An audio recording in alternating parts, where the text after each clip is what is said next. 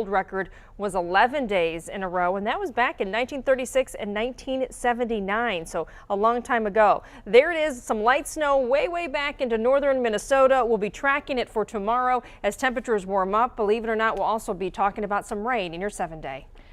Thanks, Hallie. And volunteers driving all around Metro Detroit tonight looking to help the homeless. 7 Action News reporter Nia Hardin was with an organization that's trying to make a difference.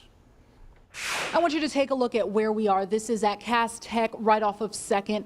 This man was sleeping here. You can see there's about 5 blankets, but that still wasn't keeping him warm. Well, thanks to those ladies, he was able to get out of the cold. It's just too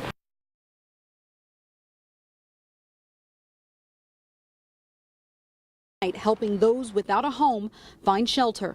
Tonight we're not seeing a whole lot, which is good. Kelly says most of the shelters are full, and their job is to offer a ride to the ones that are open. And it's not always easy. This man was on the street and didn't want to show his face.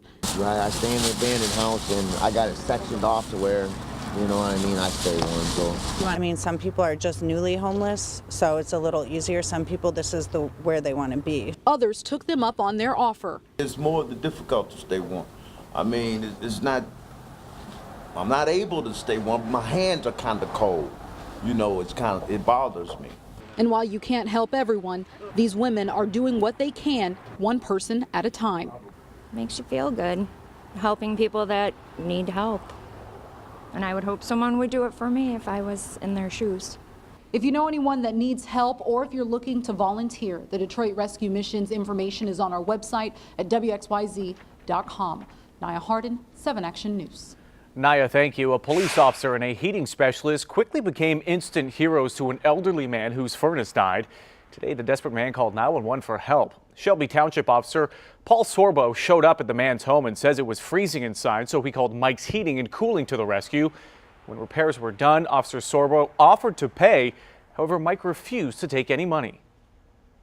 The officer that responded, the chief calls him one of his superstars. He's a Medal of Valor winner. He does things without even thinking. And when the option for payment came up, the officer actually offered to pay with his credit card, but Mike, outstanding member of this community, he donated the parts and labor for free. Shelby Township Police say this is just a great example of police working with businesses, looking out for people in the community. The Q line closed down for the rest of the evening due to a water main break. Emergency utility crews are trying to make those repairs, and of course we will let you know as soon as everything is up and running.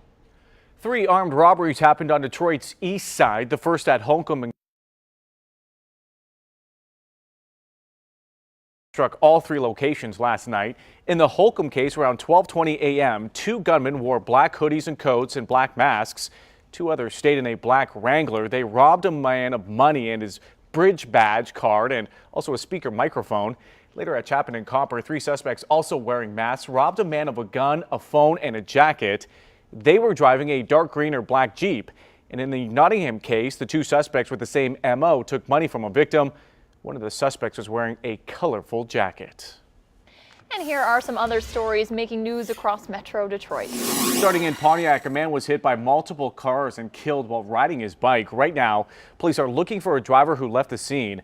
Investigators say the man was hit from behind last night on Kennett near Sarasota. Witnesses tell us the person was driving a blue Ford with damage on the front passenger side. And in Sumter Township, police are searching for 2 people in connection with the death of a 4-year-old girl. Officers found the girl on New Year's Day at a home with severe burns on her body. She was taken to St. Joseph Mercy Hospital, where she was pronounced dead. Turning now to Fowlerville, where a 14-year-old girl has been missing for more than a month. Kaylin Perry Hertzgler, was last seen on Wednesday, November 29th at a school. She's 5 feet 5 inches tall, 120 pounds, with long, straight blonde hair and braces. Take a look at her here. If you've seen her or know where she is tonight, you are urged to call police.